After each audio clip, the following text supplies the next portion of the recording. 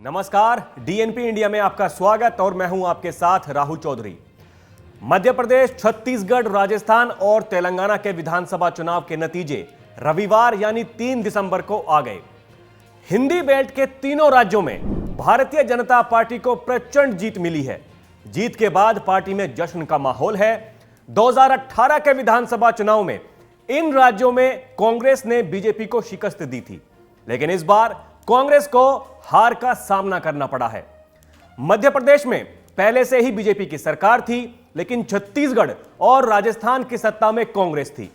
BJP के नेता खुद मान रहे हैं कि जैसी जीत उन्हें इन तीनों राज्यों में मिली है, वो उनकी उम्मीदों से भी ज्यादा है।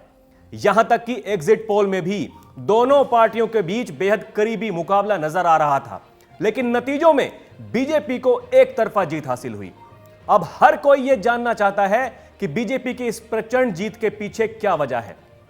तो चलिए आपको विस्तार से इसके बारे में बताते हैं। तीनों राज्यों में बीजेपी प्रधानमंत्री नरेंद्र मोदी को चेहरा बनाकर चुनावी मैदान में उतरी और पीएम मोदी की लोकप्रियता आज भी अभी भी बरकरार है। इस जीत ने यह दिखा दिया है।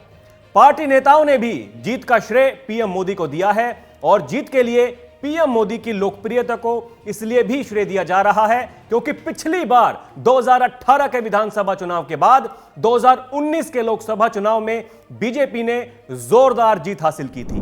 हालांकि विधानसभा चुनावों में पार्टी को हार का मुंह देखना पड़ा था और लोकसभा चुनाव में बीजेपी ने 2014 से भी ज्यादा सीटों के साथ सत्ता में वापसी की थी। ऐसे में यह विश्वास पैदा हुआ कि मतदाताओं के बीच पीएम मोदी की स्वीकार्यता पर भरोसा किया जा सकता है।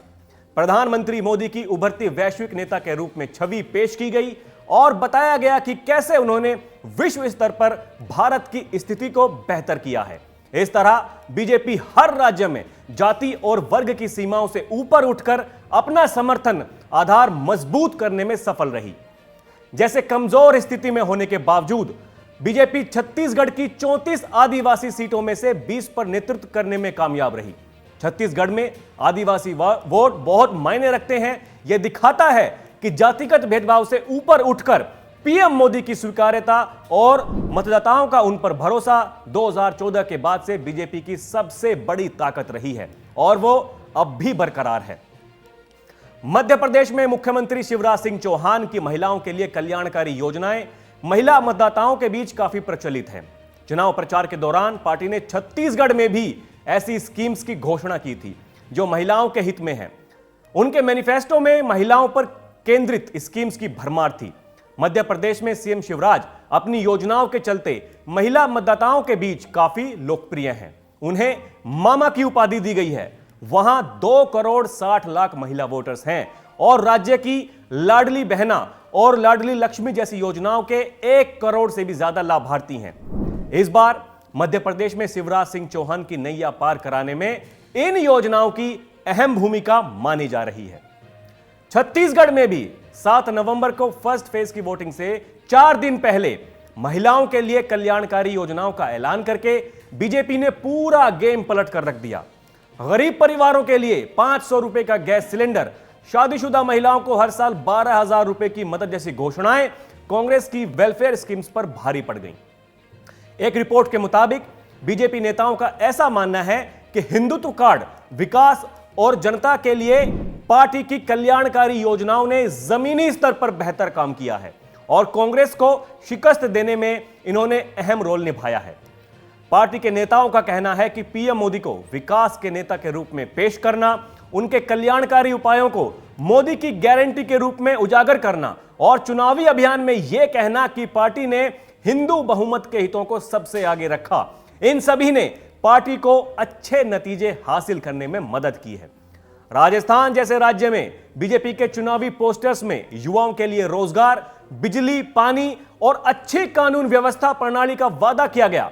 रोजगार पाएंगे बीजेपी को लाएंगे और गुंडागर्दी हटाएंगे बीजेपी को लाएंगे जैसे नारे पार्टी के पोस्टरों में खूब देखने को मिले।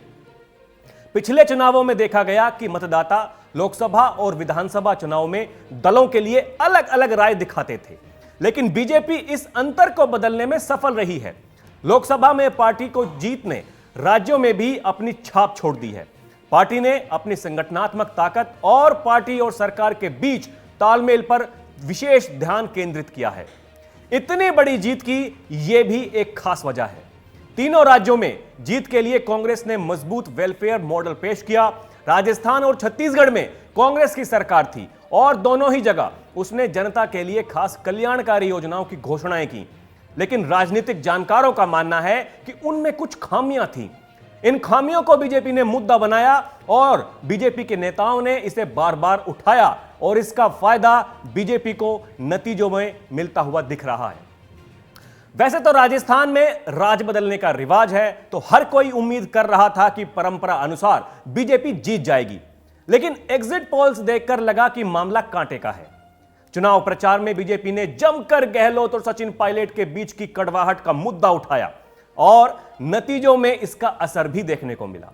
इसी तरह राजस्थान और छत्तीसगढ़ दोनों जगह बीजेपी ने मौजूदा सरकार के खिलाफ भ्रष्टाचार का मुद्दा उठाया और इसका भी फायदा बीजेपी को नतीजों में देखने को मिला। इन विधानसभा के चुनावों को लोकसभा चुनाव का सेमीफाइनल बताया जा रहा था और इसमें बीजेपी क्वालिफाई करती हुई दिख रही है। लेकिन असली लड़ाई 2024 की है, जिसमें बीजेपी को रोकने के लिए विपक्षी गठबंधन इंडिया बनाया गया था। अब इंडी गठबंधन के भविष्य को लेकर भी काफी चर्चाएं हैं, क्योंकि कांग्रेस मानकर चल रही थी कि इन राज्यों में जीतने के बाद गठबंधन को अपने हिसाब से नेतृत्व करेगी। लेकिन नतीजे आने के बाद अन्य विपक्षी घटक दल अब कांग्रेस पर हमलावर हो गए हैं। विपक्षी नेताओं की प्रतिक्रियाएं भी सामने आने लगी हैं। अब इसके बाद गठबंधन में कौन सा नया मोड़ आता है, उसका भी करना होगा इंतजार। अभी के लिए इतना ही। आप देखते रहिए डीएनपी इंडिया। खबरों का सिलसिला जारी है। नमस्कार।